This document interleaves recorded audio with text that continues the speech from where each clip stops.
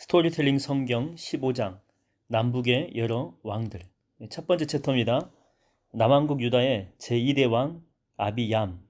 15장 1절에서 8절까지 말씀입니다.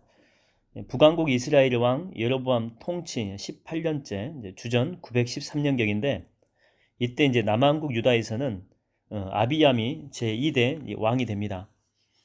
그는 예루살렘에서 3년 동안 다스리게 되죠. 그의 어머니는 아비살롬의 딸 마아가입니다.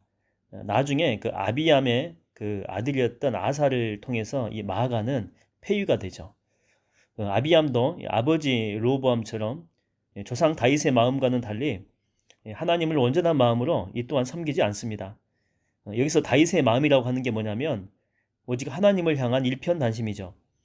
그러니까 하나님 외에 그 이방 우상들한테는 전혀 눈길을 돌리지 않은 올곧은 그 마음을 가리킵니다. 비록 이 다윗이 도덕적으로 몇 번의 그 심각한 잘못을 범하기는 합니다. 그러나 신앙적으로는 일평생 여호와 하나님이라고 하는 그 울타리를 벗어나지 않았죠. 남왕국의 첫 번째 왕 르호보암과 북왕국의 첫 번째 왕 여로보암 사이에 내내 전쟁이 그치지 않았습니다. 유다의 제2대 왕인 그 르호보암의 아들 아비암과 북왕국의 여로보암 사이에서도 잦은 전쟁이 계속되었죠. 본래 이스라엘은 12지파로 한 공동체였죠. 근데 같은 이 동족인데도 불구하고 상호 화합하지 못하고 갈등과 반목의 역사를 이어가게 됩니다. 아비암이 이제 죽으니 그 아들 아사가 아버지의 뒤를 위해서 남왕국 유다의 제3대 왕에 오르게 됩니다. 이때가 주전 910년경이죠. 두 번째 챕터입니다. 남왕국 유다의 제3대 왕 아사. 15장 9절에서 24절까지입니다. 남왕국 유다의 제3대 왕인 아사는 41년 동안 나라를 통치하게 되죠. 아사는 20명에 달하는 남왕국 유다의 그 왕들 중에서 므낫세는 55년 통치했고, 또 아사랴는 52년 통치를 했는데 이제 이어서 세 번째로 장기 통치를 했던 왕입니다. 아사 왕의 통치 기간에 북왕국 이스라엘의 왕위는 무려 6차례나 바뀌게 되죠. 나답, 바사, 엘라, 시므리, 오므리, 아합, 6번이나 왕이 바뀌게 된다고 하는 것입니다. 오랫동안 다스렸기 때문이죠. 아사 왕은 하나님 보시기에 정직하게 행한 왕이었습니다. 그래서 유다의 20왕들 중에 그 8명의 선한 왕이 등장하는데 아사, 여호사밧, 요아스, 아마샤, 아샤랴, 요담, 히스기야, 요시야, 그 8명 가운데 포함이 되죠. 그는 유다 땅에서 산당의 창녀와 남창 등을 몰아내었고 이방 우상들을 헐고 깨뜨리게 됩니다. 심지어 그 조모 마아가가 이제 할머니죠. 가증스러운 그 아세라 목상을 만들었는데 이것 때문에 태후의 자격까지 박탈해 버립니다. 그래서 주변 사람들이 말이죠. 폐하 이러시면 안 됩니다. 어찌 선왕의 모우를 그리 대하실 수 있단 말입니까? 부디 통촉하여 주옵소서. 그랬더니 아사는 이렇게 이야기를 합니다. 아니다. 누구든지 이방 우상을 만들거나 섬기는 자는 용납할 수가 없다. 비록 태후일지라도 예외일 수는 없는 법이다. 다들 물러가라. 그러니까 아사 왕은 이방 우상에 대한 척결 의지가 확고했죠. 그래서 태후조차도 그 자격을 박탈하고 그녀가 만든 아세라의 목상은 다 쪼갠 후에 기드론 이 골짜기에서 불살라 버립니다. 기드론 골짜기의 그 위치를 보게 되면 예루살렘 이 동쪽 성벽과 감람산, 올리브산이라고도 하기도 하죠. 그 사이에 이제 깎아지른 듯이 놓여 있는 골짜기입니다. 또 흰놈의 골짜기하고도 연결되어 있죠. 또 아사 왕은 자신의 부왕이었던 아비암이 주님께 봉헌했던 이 금그릇과 은그릇들을 예루살렘 성전에 전부 들여놓게 됩니다. 하지만 그 유다 땅 도초에 세워져 있던 그 산당들까지 전부 없앤 것은 아니었죠. 그럴지라도 아사 왕의 마음은 일평생 주님께로 온전히 향해 있었다라고 하는 것입니다. 산당이라고 하는 것은 원래 산신당의 준말이죠. 산에다가 이렇게 사당을 지어놓고 신을 예비하는 그런 장소입니다. 예루살렘이 건축된 이후에도 백성들은 그 옛날의 관습에 따라서 산당 예배를 계속해서 고수했습니다. 이런 배경하에서 비록 아사처럼 선한 왕일지라도 산당 제사를 구태여 폐지시킬 필요성을 느끼지 못하고 있었다라고 하는 거죠. 하지만 하나님의 율법에 따르면 모든 제사는 원래 예루살렘이 성전에서만 드려져야 됐죠. 그래서 분명히 산당 제사는 잘못된 것이었습니다. 남왕국 유다의 아사 왕과 북왕국 이스라엘의 바하사 왕 사이에는 통치 기간 내에 잦은 충돌과 싸움이 있었습니다. 한 번은 북왕국 이스라엘 왕이었던 이 바하사가 남왕국 유다를 기습 침공해서 라마의 성읍을 정복한 후에 이제 요새화했죠. 라마는 예루살렘이 북쪽으로 한 8km 정도 지점에 위치한 성읍입니다. 유다 입장에서는 라마를 잃게 돼버리면 그 상인들의 무역로가 끊어져서 예루살렘이 고립될 수가 있었죠.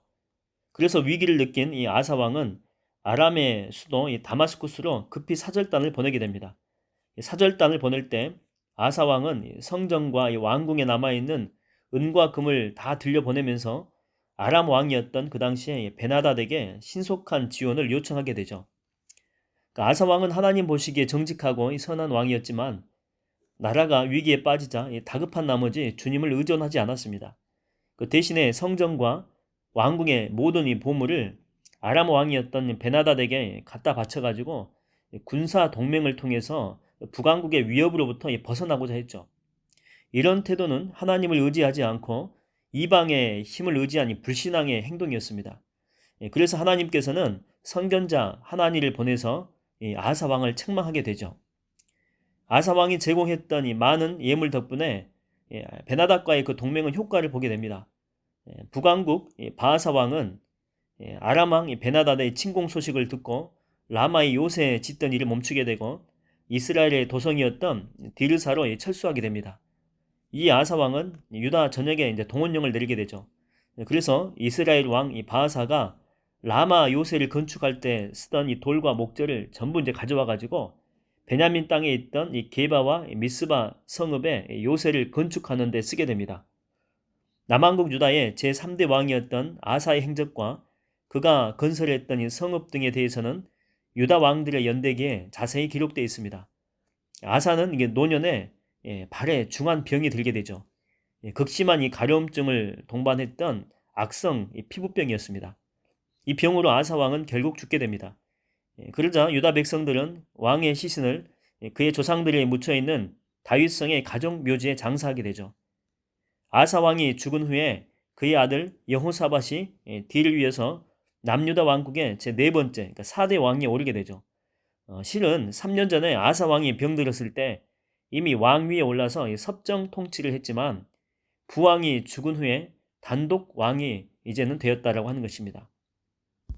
세 번째 챕터입니다. 북왕국 이스라엘의 제2대 왕 나답. 남왕국 유다의 아사 왕 2년. 이때 북왕국 이스라엘에서는 창건자 여로보암이 죽고 그의 아들 나답이 그 왕위에 오르게 되죠. 나답은 2년 동안 이스라엘을 통치하게 됩니다. 나답은 주께서 보시기에 정말 악한 왕이었죠. 부왕 여로보암이 그랬던 것처럼 그도 이 가증스러운 우상 숭배의 길을 똑같이 걸었고 이스라엘 백성들을 죄악의 구렁텅이에 빠뜨렸습니다. 통치 이제 2년째에 나답 왕이 군대를 이끌고 블레셋 성읍이었던 이 기브돈을 공격하게 됩니다. 기브돈은 북방의 그 메소포타미아 지역과 그 남방의 이집트를 연결하는 그 길목에 위치한 전략적인 요충지였죠. 이렇게 나답 왕이 이제 출전한 사이에 이사갈 지파 출신의 군사령관이었던 이 바하사가 반란을 일으키게 된 것이죠. 이 왕이 도성을 떠난 틈을 노려가지고 불시에 쿠데타를 일으킨 것입니다. 바하사는 이 거사에 이제 성공해서 왕위에 오르게 되죠. 북왕국 이스라엘의 제3대 왕위에 오른 것입니다. 바하사는 집권하자마자 여로보암 왕가의 사람들을 모조리 다 죽여버립니다. 이는 그 전에 실로의 선지자 아이야가 이미 예언하지 않았습니까? 일찍이 주께서 여로보암이 우상 숭배를 자행한 그 죄에 대한 징벌로 한 왕이 일어나가지고 여로보암 집안을 몰살시킬 것이다라고 이미 예언을 하셨죠. 북왕국 이스라엘의 2대 왕인 나답의 그 나머지 생애와 그가 왕으로 행했던 모든 일은 이스라엘 왕들의 궁중일지인 이스라엘 왕 연대기에 자세히 기록되어 있습니다. 네 번째 챕터 북왕국 이스라엘의 제3대 왕 바하사입니다.